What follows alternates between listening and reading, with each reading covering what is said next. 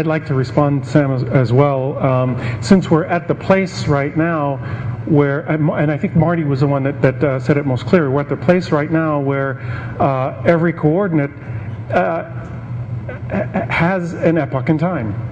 If you only have a coordinate and you don't know its epoch in time, or you don't know its point in time as to when it was established, there's nothing much more you can do with that coordinate bringing forward or back. So personally, I think at our place where we are now, a coordinate without a time is almost as useless as a coordinate without a datum.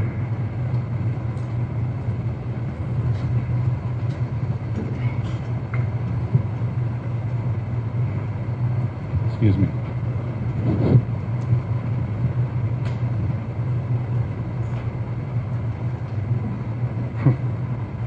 I guess it's on? Yep. Yes? No, time is a very good thing, but I would caution you a little bit. In the old days, we had epochs. They were basically a point in time in which we defined the data. We need to treat time not as a static condition, but rather as a continuum. If you're trying to do crustal motion studies, and just think about this in your own lives in terms of things like earthquakes and things like that. San Andreas Fault, for instance. San Andreas Fault, if you look at it from a time scale of 1 million years or 10 million years, it would appear to be a continuum. However, if you look at it from the time scale of days and weeks and months, what you find is that it doesn't move in a continuum. It doesn't move in a straight line. Don't draw a straight line. Don't assume the world is linear between dates. It's very important that we have continuous observations, and continuous not only spatially but in time as well, because that's the only way ultimately that you will get at the underlying processes that define why the surface of the Earth moves. We were talking about groundwater subsidence. Take the LA area. Well, there's groundwater subsidence, but on top of that, you got crustal motions. How do you separate the two? This is where domain science comes into play very, very strongly. So my suggestion is that you really be careful with time. Make sure that you treat it as a continuum. When you don't have a lot of data, you don't have a lot of, there's too much of a time lag in between observations, get worried, because you're going to miss a lot of very interesting detail that are critical to understanding how it all works.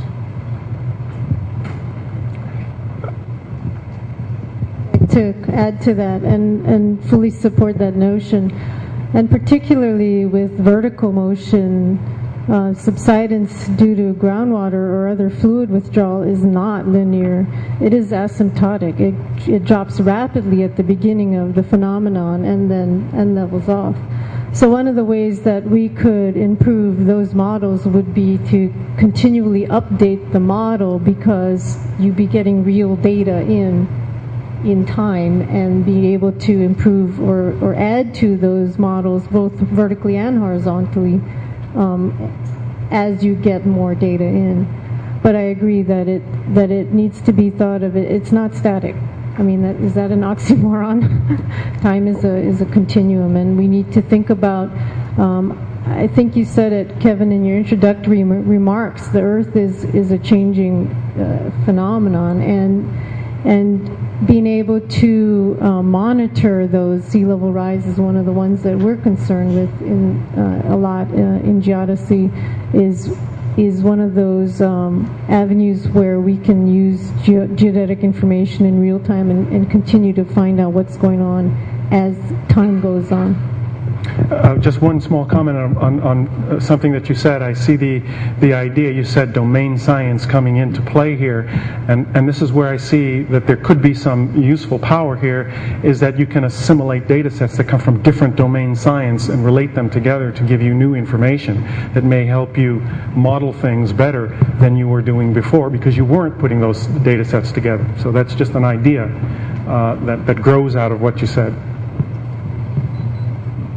Melita, you have a comment? Oh, you're just the microphone mover. Kevin, this is probably for you.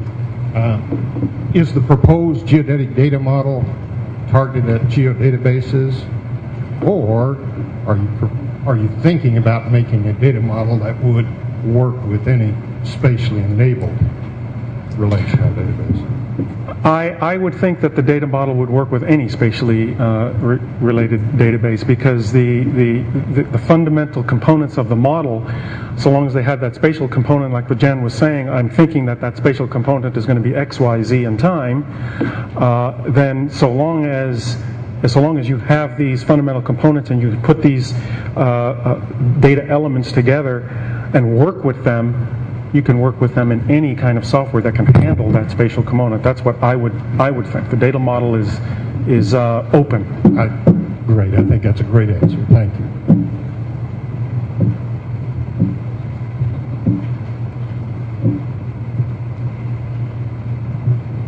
Okay. I have a question about time.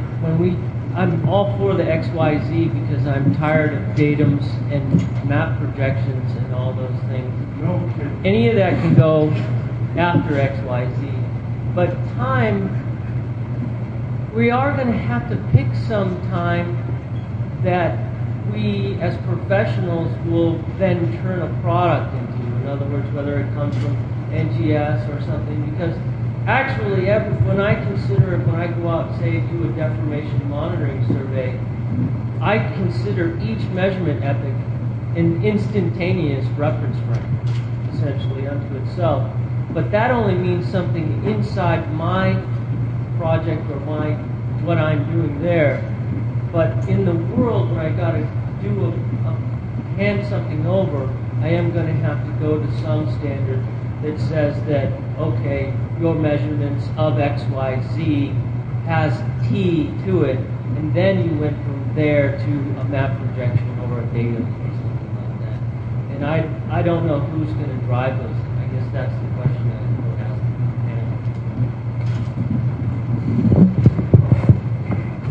That's precisely why I mentioned IERS.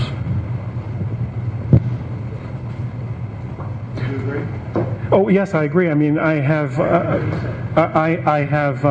engaged to a very limited extent with IERS on this, and I also am very aware of the products that they produce and how they produce them. And this is a fundamental part of the 14-parameter time-dependent transformations that Patrick talked about that have to be considered. The part of the answer to the question, if it's a question to be answered, is that so long as you have the models and so long as you know the information, you can bring coordinates to any point in time you wish them to be. But you have to, like you said, you have to start with the right information and have the right models. And I know Michael would be very pleased to know that the models are the right models, using the right parameters, working the right way. And this is what we have to agree on. This is what we have to make sure is correct. That's why I'm saying we're not interested in going off and just developing something.